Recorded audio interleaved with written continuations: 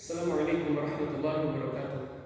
Bismillah, alhamdulillah, wassalatu wassalamu ala rasulillah wa ala alihi wa sahbihi wasallam, wala hawla wala quwata illa billah wa ba'd.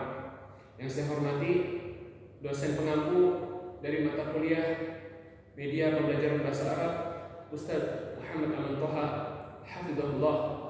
Perkenalkan, nama saya Akin Nur, mahasiswa dari Prodi Pendidikan Bahasa Arab Universitas Muhammadiyah Tangerang, semester 5. Di sini saya akan menjelaskan tentang media pembelajaran bahasa Arab, yang dimana media yang saya akan gunakan adalah spidol dan papan tulis, lalu dengan materi tafsir, tahsin dan hukum tajwid dari kalimat Bismillahirrahmanirrahim. Pada video-video pembelajaran hari ini, saya akan menggunakan media spidol dan papan tulis. Yang sebagaimana telah saya sebutkan di awal, kenapa saya menggunakan spidol dan papan tulis sebagai medianya? Karena terbukti efektif dalam pengajaran skala besar atau skala tertutup seperti di kelas kajian atau yang semisal. Lalu ini juga adalah hal umum atau common yang digunakan oleh peserta didik dan pengajar dalam mengajarkan materi di kelas dan semisal. Di papan tulis sudah tertera kalimat Bismillahirrahmanirrahim. Saya akan pertama-tama menjelaskan hukum tajwidnya, lalu mungkin ada dicampur sedikit dengan tahsinnya atau perbaikan bacaan, lalu diakhiri dengan tafsir atau materi. Pertama adalah huruf ba kasroh, lalu ada sin atau yang disukunkan, ada huruf mim yang dengan kasroh, lafaz Allah, kasroh, ro yang ditasydid, huruf ha tipis yang tidak disukunkan atau mati, lalu ada huruf ma, huruf mim yang dua harokat dibacanya, lalu ada nun kasroh, lalu ada huruf ro tasydid lagi, ha yang dikasroh, huruf ya yang sukun atau mati, lalu ada diakhiri dengan huruf mim kasroh. Lalu ada hukum tajwidnya. Huruf sin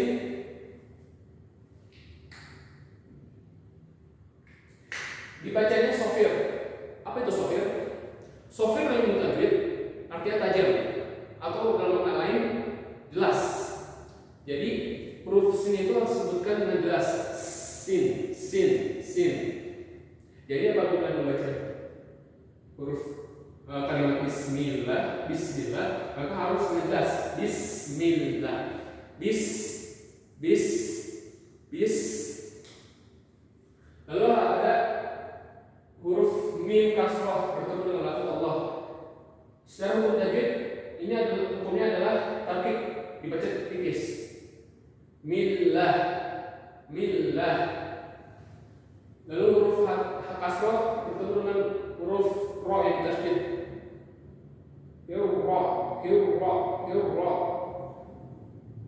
Lalu ada ha tipis yang sukun dan dibaca harus jelas. Roh. Apa yang membedakan ha tipis dengan ha tebal? Huruf ha itu dibaca dari paru-paru. Dalam arti lain maksudnya dibaca dengan tebal, ha. Tapi apabila ha tipis itu dibaca dari kerongkongan, ha. Atau perumpamannya seperti, lebih gampangnya seperti ini. Apabila kita melihat seseorang yang haus dan dia tentu saja merasakan dahaga yang sangat parah, dan apabila dia minum pasti dia akan mengeluarkan suara nah itu adalah tipis perumpamaannya. Jadi apabila ingin membaca tipis, maka dibaca dengan jelas ha. Bismillahirrahmanirrahim. Ini juga berlaku dengan hal sama. Bismillahirrahmanirrahim.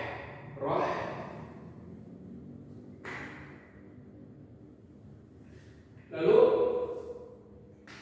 di kalimat rahim ini adalah maq'ad disukun secara hukum tajwid. yang dimana bisa dibaca 2, 4, atau 6 harokat. Akan saya contohkan di sini. Apabila ingin dibaca 2 harokat, maka kita membacanya seperti ini. Bismillahirrahmanirrahim atau Bismillahirrahmanirrahim. Yang 4 harokat, Bismillahirrahmanirrahim. Apabila ingin dibaca 6 harokat, Bismillahirrahmanirrahim.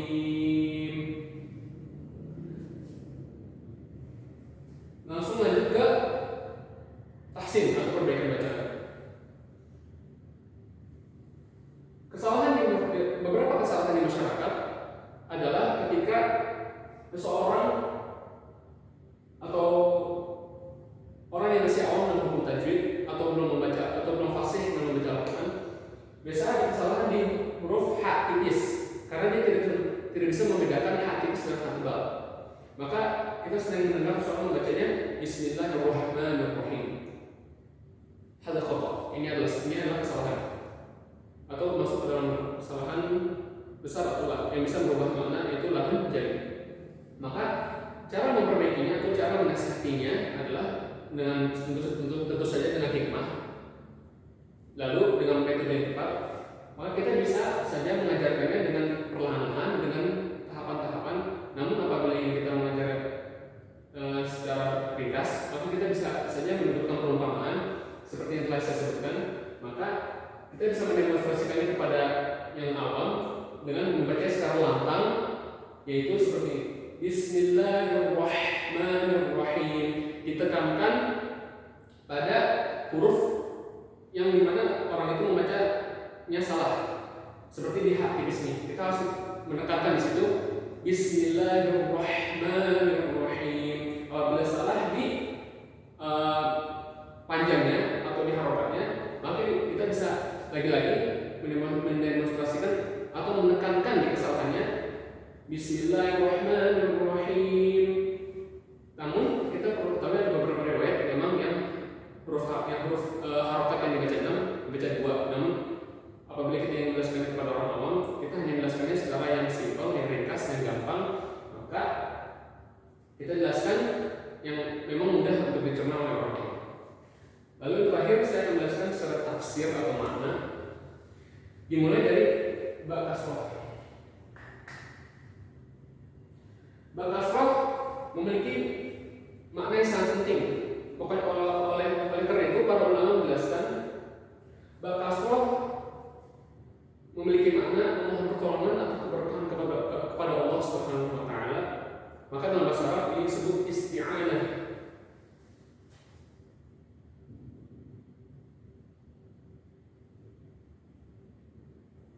Isti'anah dalam bahasa Indonesia adalah memohon pertolongan kepada Allah.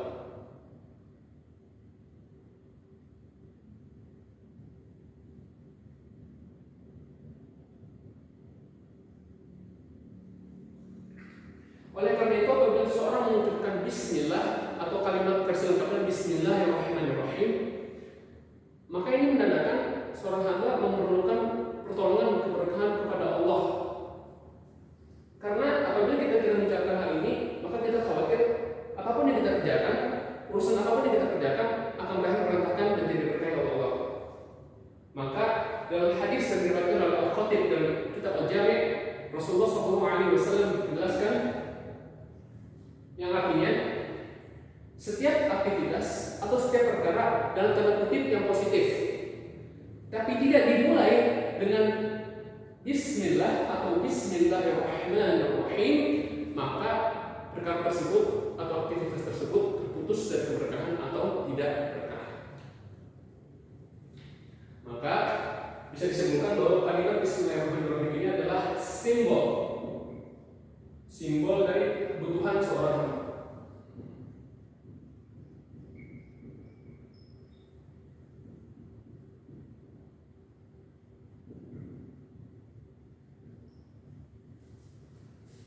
Maka ketika kita dalam keadaan sholat, terutama dalam ibadah sholat, ketika kita mengucapkan Bismillahirrahmanirrahim sebagai pembuka, kalimat pembuka kita dalam sholat, hayati maknanya kita sedang memohon kepada Allah, memohon pertolongan keberkahan agar kita diberikan rasa khusyuk dalam sholat dengan menyebutnya yang maha pengasih, maha penyayang. Sadarilah kita mempunyai Tuhan yang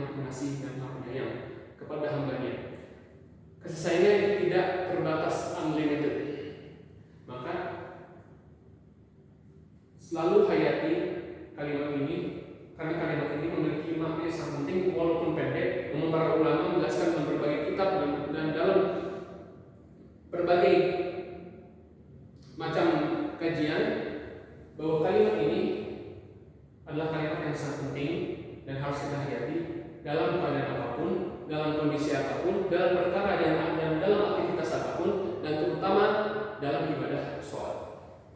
Mungkin itu saja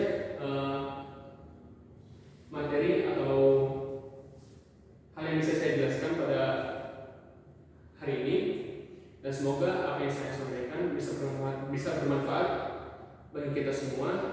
Aqulu qouli hadza wa sallallahu ala nabiyyina Muhammadin wa ala alihi wa sahbihi wa sallam.